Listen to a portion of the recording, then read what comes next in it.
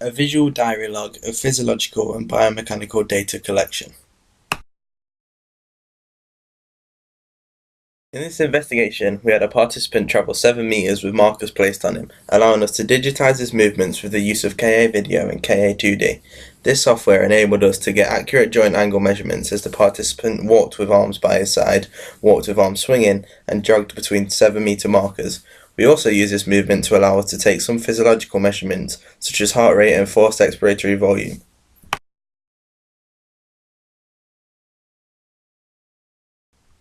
Walking takes place in the sagittal plane. The sagittal plane divides the body into left and right sides. When you're walking forward, you extend your hips. This movement engages the gluteus muscles and a number of key muscles in your hamstrings.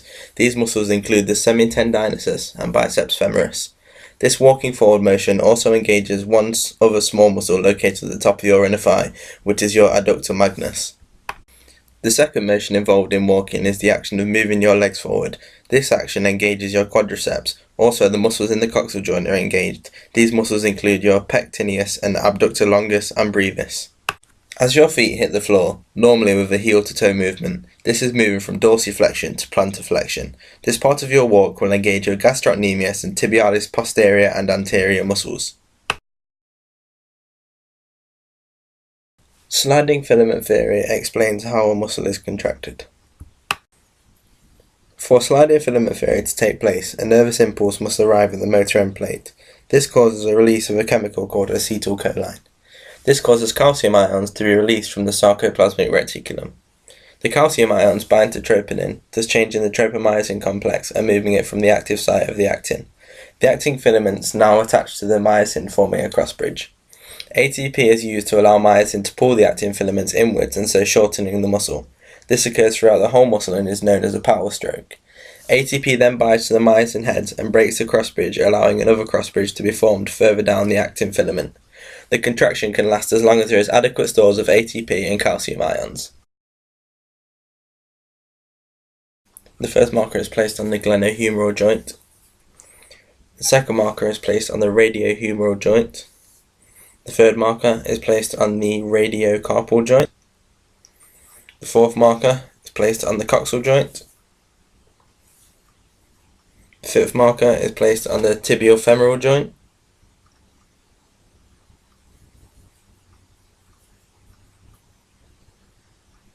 And the sixth marker is placed on the taloocral joint. The limitations to our analysis could be when placing the markers on loose clothing, the readings could be inaccurate. To overcome this, we can have our person wear a sleeveless top and shorts when performing.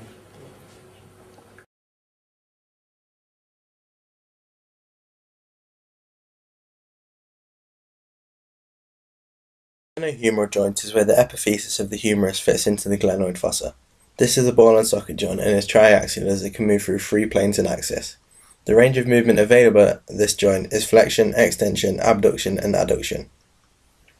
The radiohumeral joint is where the radius joins to the humerus. This is a hinge joint and is uniaxial as it can only move through 1 planar axis. The range of movement available at this joint is flexion, extension, pronation, and supination. The radiocarpal joint is where the radius joins to the carpals. This is a condyloid joint and is biaxial as it can move through 2 planes and axis. The range of movement available at this joint is flexion, extension, radial deviation, and ulnar deviation. The coxal joint is where the epiphysis of the femur fits into the iliac fossa. This is a ball and socket joint and is triaxial, as it can move through 3 planes and axis. The range of movement available at this joint is flexion, extension, abduction, and adduction. The tibiofemoral joint is where the tibia joins to the femur. This is a hinge joint and is uniaxial as it can only move through 1 planar axis. The range of movement available at this joint is flexion and extension.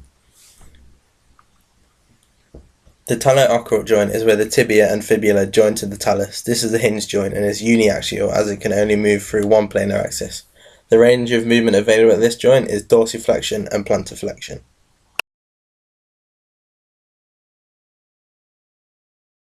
Gait is the medical term to describe human locomotion or the way that we walk. By evaluating the gait pattern of an individual, a therapist can determine specific weakness and adjust rehabilitation programs to address these issues.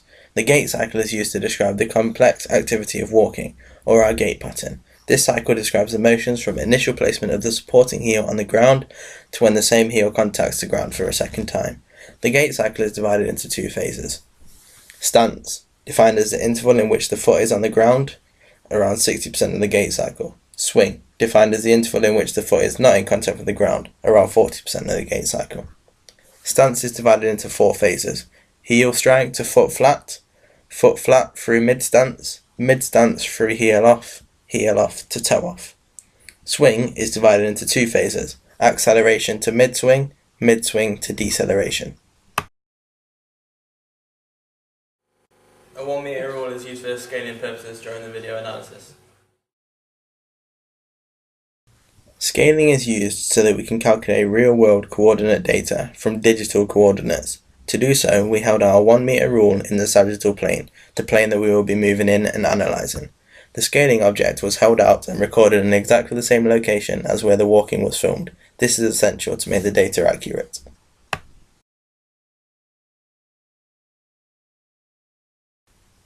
When Matt was walking with his arms stationary, it took him on average 11 steps to cover a 7 metre distance, meaning he had a stride length of 0.63 metres per step. Whilst doing this, his heart rate reached 93 beats per minute. When Matt was walking with his arms swinging, it took him on average 10 steps to cover a 7 metre distance, meaning his stride length had increased to 0.7 metres per step, and whilst doing this, his heart rate had also increased to 95 beats per minute. When Matt ran the 7 metre distance, it took him only 9 steps, meaning his stride length had increased even further to 0.63 metres per step, and whilst doing this his heart rate had continued to increase, reaching 107 beats per minute. Another physiological measure that could have been taken alongside heart rate is breathing rate. This could have been done by the use of Douglas bags. Douglas bags measure the volume of oxygen that your body utilises each minute, known as VO2. And the carbon dioxide that you breathe out after transporting oxygen through your body, known as VCO2. However, instead of doing so, we used a vitalograph to measure how much air a person can exhale following a full inhalation during a forced breath, also known as forced expiratory volume. We also measured how much air a person can exhale following a full inhalation after 1 second, also known as FEV1. This test was done separately from the 7 metres of walking. This test was performed on a separate participant who did 5 minutes of walking followed by 5 minutes of running. The test was done before and after. However, the results showed no real increase or decrease before and after exercise, with the average forced expiratory volume being 5.65 before exercise and 5.75 after exercise, and FEV1 was measured as being 4.9 litres before exercise and 4.95 litres after exercise, so there was a slight increase in both. However, this may have been due to the participant trying harder in the measurements after exercise rather than any actual change in the volume.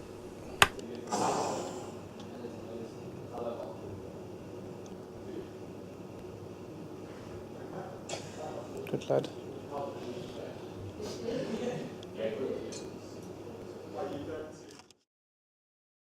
Internal heartbeat regulation. A nerve impulse arrives at the sinoatrial node, which sends an impulse across the atrium causing the contraction of the left and right atrium. The impulse then travels to the atrioventricular node.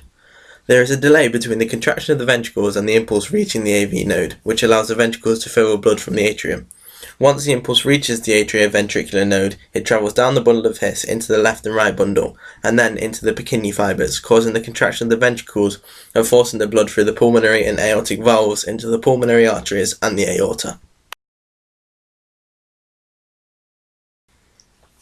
Heart rate is controlled by the autonomic nervous system, which sends out impulses that are regulated by the medulla oblongata.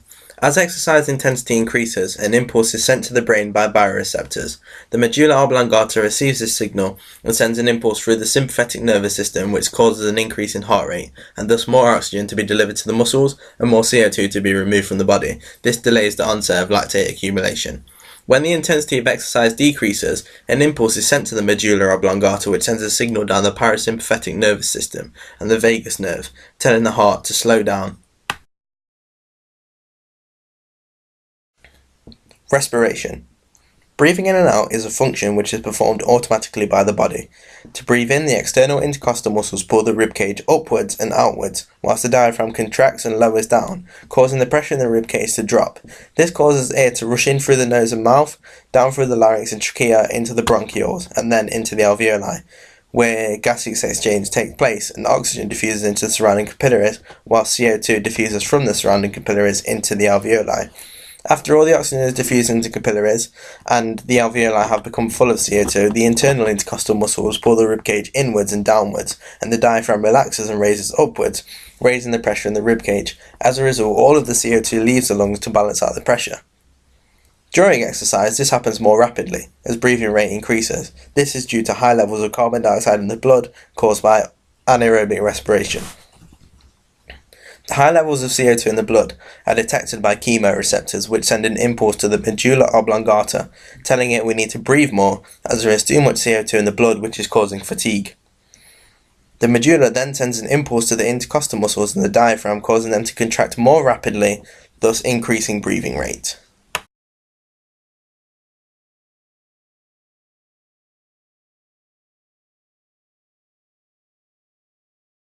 Whilst walking, Matt's joints were constantly moving to different angles, with some joint movements measuring up to 102.46 degrees. The angle is taken from directly down to the floor from the marker to where the joint is flexed to, as shown in the picture. To find these angles, we use KA video to make a moving stick figure from our participant's walking video by clicking the markers on his joints as they moved, and then use KA2D to analyse the movement of these markers and provide us with accurate joint angle measurements throughout the whole process. The maximum his joints reached were 102.04 degrees at the elbow, 17.44 degrees at the wrist, 8.61 degrees at the hip, 67.80 degrees at the knee, and 31.04 degrees at the ankle. However, this may not be completely accurate due to limitations and error that may occur when using this form of video analysis. Error may be caused by things such as misplaced markers and, more importantly, baggy clothing.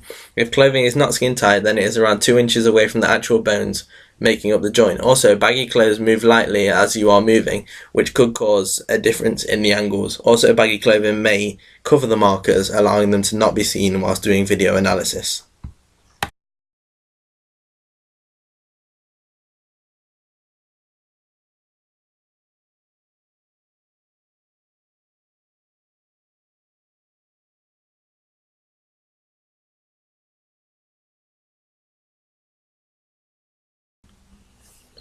The limitations to this sort of analysis include baggy clothing, which we have already discussed, the fact that the recorded movement was not all of the 7-metre walk, meaning that part of the walk was missed, so different angles may have been found at them points which we didn't record.